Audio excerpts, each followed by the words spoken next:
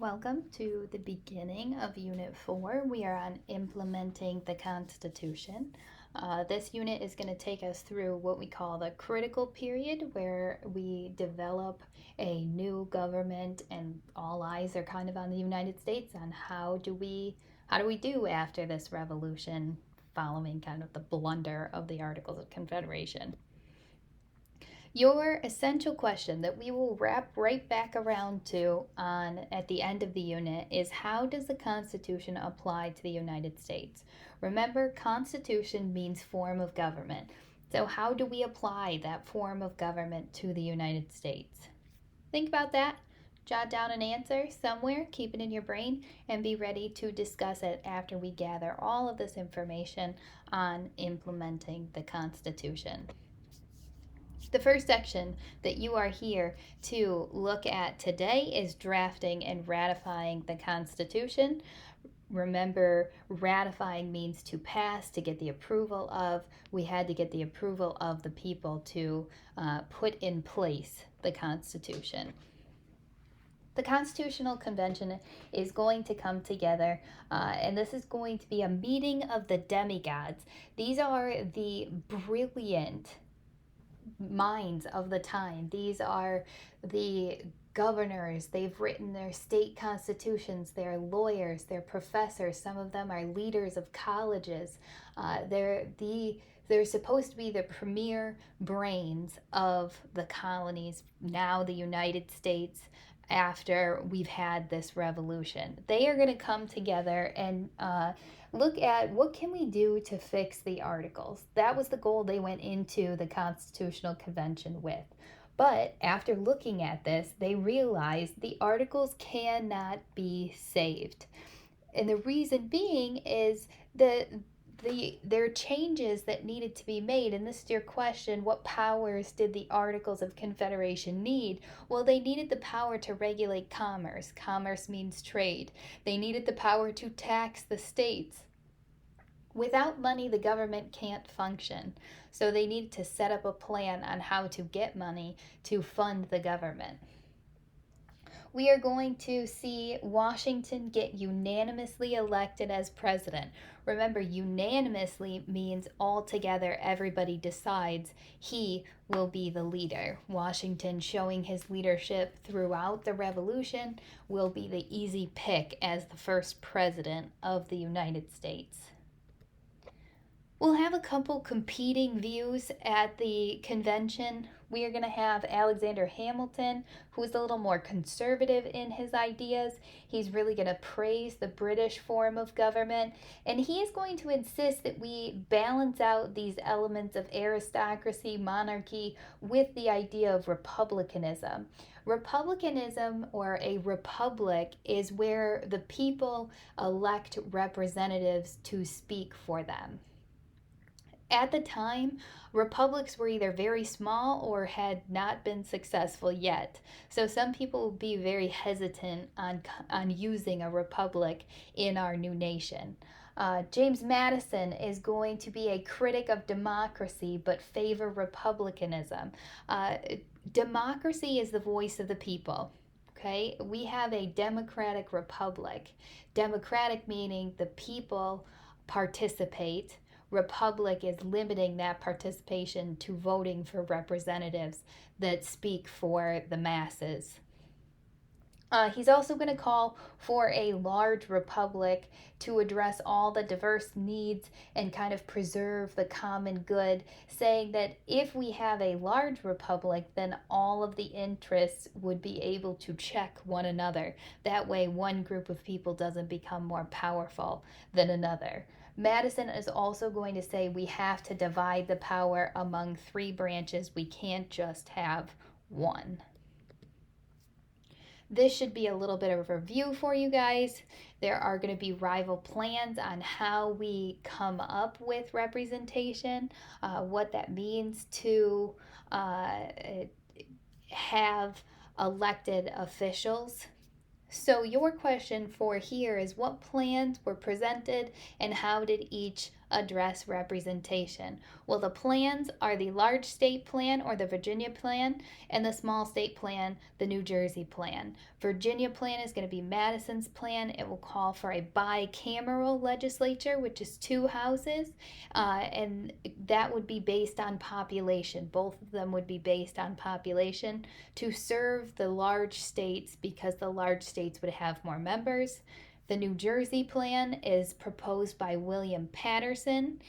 He is going to say that there should be a unicameral, or one, uni means one, legislature where all states can be represented equally. Congress should also have the power to tax under the small state or the New Jersey plan. So the two plans you have are the Virginia and the New Jersey. Virginia says large states, everybody based on population. New Jersey says equally based. This is the compromise that we come up with for those two proposals. Remember, this is called the Great Compromise. The term for a two-house legislature is bicameral legislature.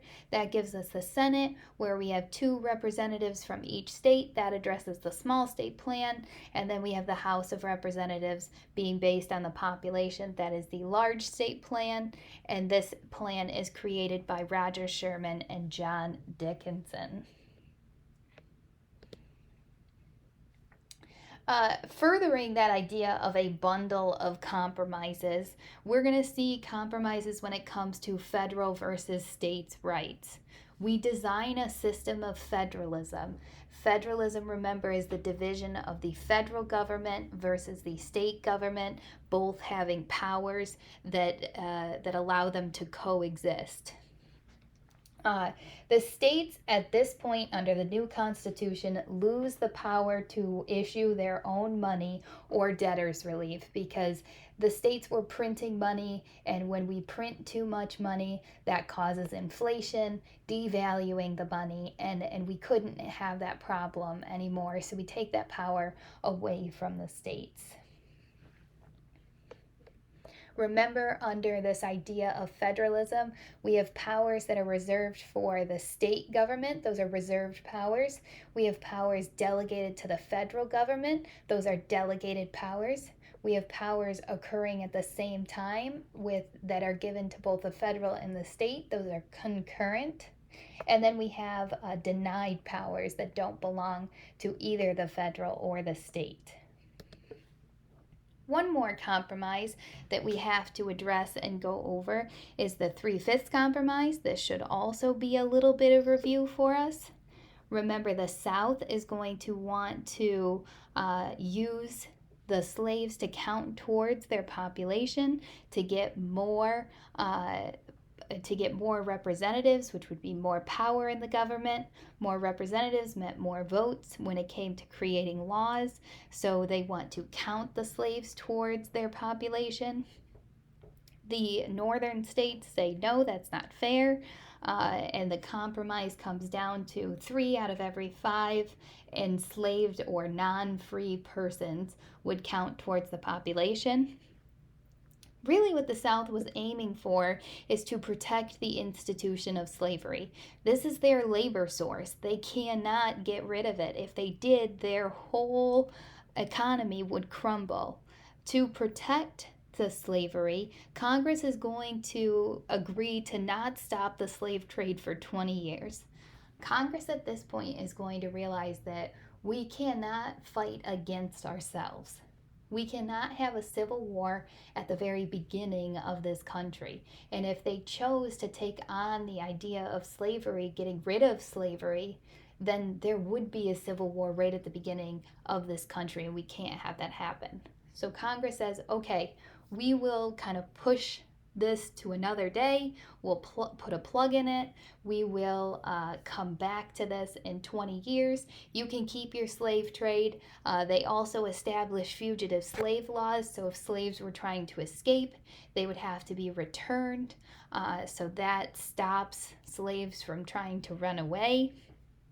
So this is where we see slavery is kind of not only compromised on when we're talking about the count towards the population, but it's also compromised on where we're keeping this idea of slavery and allowing it to be reoccurring in the nation.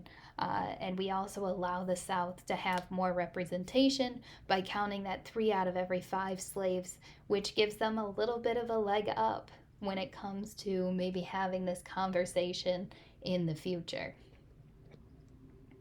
Ratifying the Constitution. Remember, we said the word to ratify means to pass.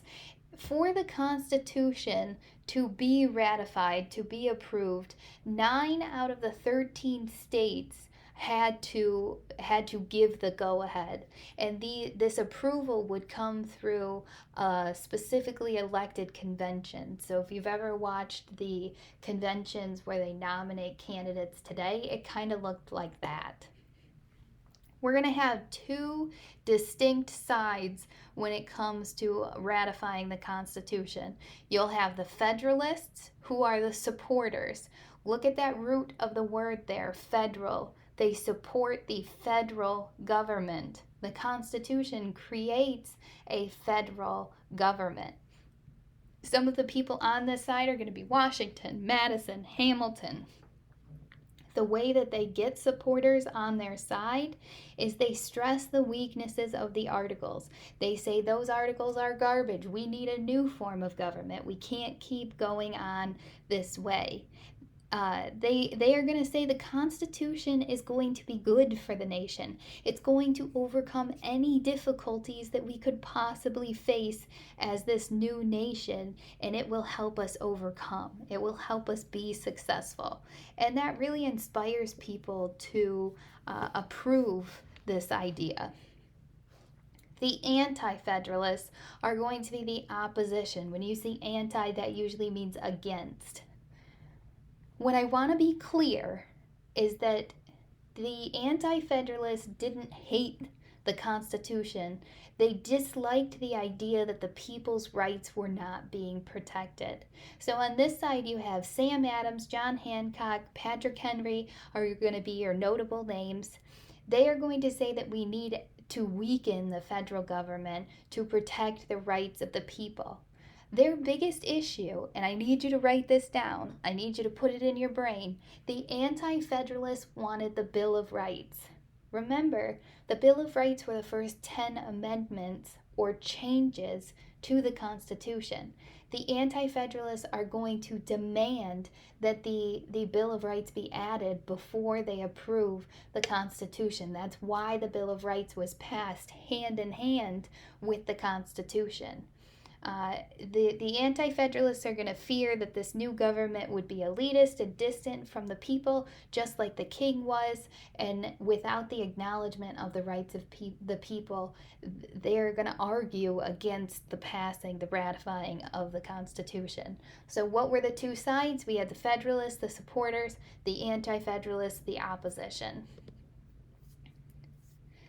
The outcome. So first of all, we need to look at how do we get to supporting the Constitution? Because we know the end of this story. The Constitution is passed. It is our form of government.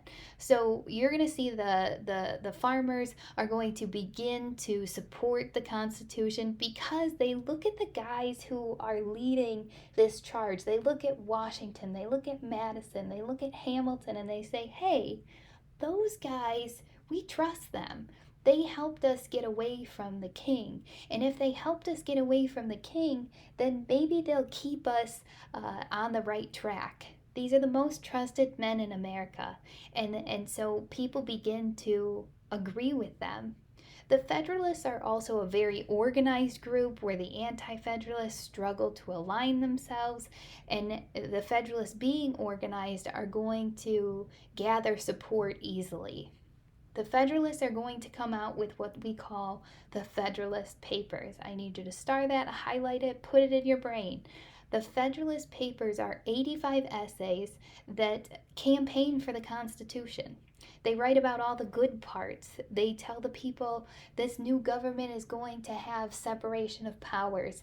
It's going to have 3 branches of government. It's going to have limited powers on the government so that we don't end up with a king. And when the people read this, they start to support the Constitution. So the Federalist Papers are written to organize support for ratification of the Constitution, which is your question for here. The last thing I want to look at today is this map of ratification. You can see there the dates that go along with ratification.